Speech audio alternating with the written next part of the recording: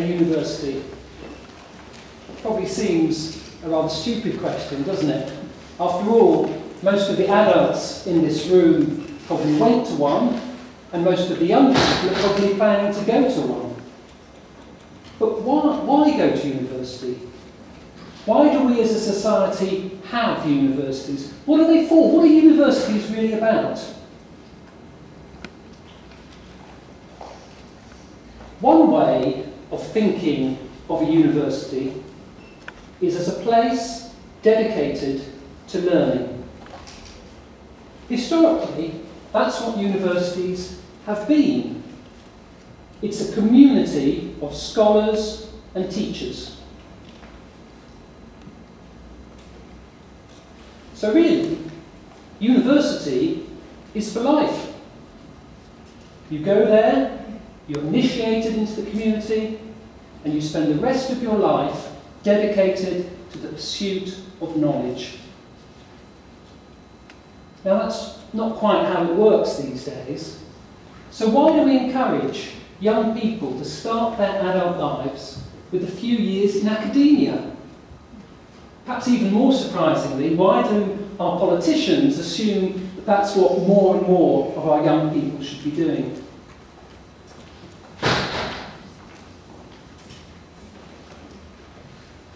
We live in a world focused on economic growth and on consumption. And against that background, you get a very different answer to the question, what is a university? From that perspective, a university is a very special type of supermarket. It's a skills supermarket. The student is a consumer. That's the way the government tends to talk about higher education. Since she, rather than the taxpayer, is going to pay for her university education, it's up to her to decide what she wants. If she's wise, she'll invest in skills that the job market values. And if she doesn't, that's her problem. It's like buying the wrong mobile phone or an outfit that doesn't really suit you. That's a radically different way of thinking about universities. The old paternalistic approach to universities focused on the question, how do we as a society want to prepare our young people for life? Now, it's a consumer decision by the individual. How much does she want to spend on pre-work skills? What sort of skills does she want to buy? And where does she want to buy them? Both of the ideas I've talked about so far treat universities as physical places. Now, of course, that assumption itself is being questioned. The latest trend from America is so-called massive open online courses, MOOCs. 3 months ago, I signed up for a Udacity course on how to build a search engine. It was an intense, demanding, video-based course, and more than 100,000 people signed up for it at the same time as I did. It was a surprisingly collaborative process. The course had very active discussion boards, and beginners, newcomers to the programming language Python, swapped ideas with more experienced programmers. That's an amazingly exciting development, and I think traditional universities certainly better watch out.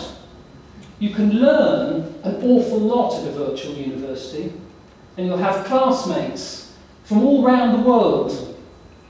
You also won't end up with huge student debt. But of course, you'll be missing out on something. Going to university is a rite of passage. It's a stepping stone. It's about leaving home and becoming an adult. It's a chance to find out how you'll get on when mummy and daddy aren't looking after you. More importantly, it's a chance to start asking yourself the liberating but slightly frightening question, who am I? The nice thing about university is that it's a fresh start. You get a new chance to tell people who you are. Of course, the story we tend to tell at that age is the rather predictable story that I'm not anything like my parents. But at least it's a start. Maybe with time the story will become deeper, more authentic, and more interesting. The fifth and final idea of the university I wanted to talk about is the nostalgic view of university as the best time of our lives. University is a time when it feels as though the whole world is at your feet. You're young, you're having a whole load of new experiences, you're with a great bunch of people, and you're free. You've finally flown the parental nest, and you're not yet worried about building one of your own. Imagine that. So, which of these ideas is right? Well, they all have an element of truth. Which one matters most to you? What about me? It's 30 years since I went to university, and obviously that experience still means a lot to me. Otherwise I wouldn't be standing here in front of you today.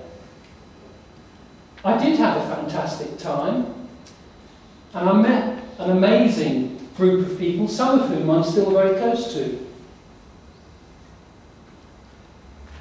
It was a stepping stone for me. It took me from an environment I was very used to, and it took me to all sorts of new worlds, even if the process of working out who I am has taken me rather longer than I thought it would. I learned a lot at university. I learned a bit about how to think, I hope. I probably didn't spend quite as much time on the workplace skills the government would have wanted me to be investing in, but hopefully I got a few of those as well. So it was a stepping stone for me going to university, and I think I did learn a lot. Ultimately, though, really for me, the important thing about university, what matters to university for me, is that it's the ideal, really. Pursuit of knowledge is not about becoming famous or showing that you're cleverer than everybody else.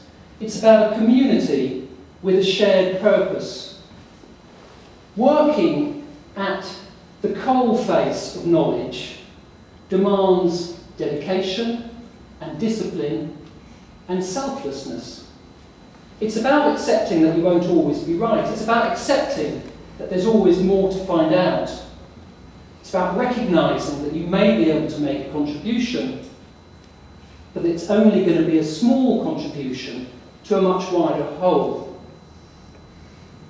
So I don't think we should all go to universities for the whole of our lives, but I do think the idea of a community dedicated to the pursuit of knowledge is an important and a noble one. I think it's worth being touched by that idea. And if going to university gives you a sense that knowledge is worth striving for, that there's always more, much more to find out, then I do think that university can be an experience that enriches the whole of your life. Thank you.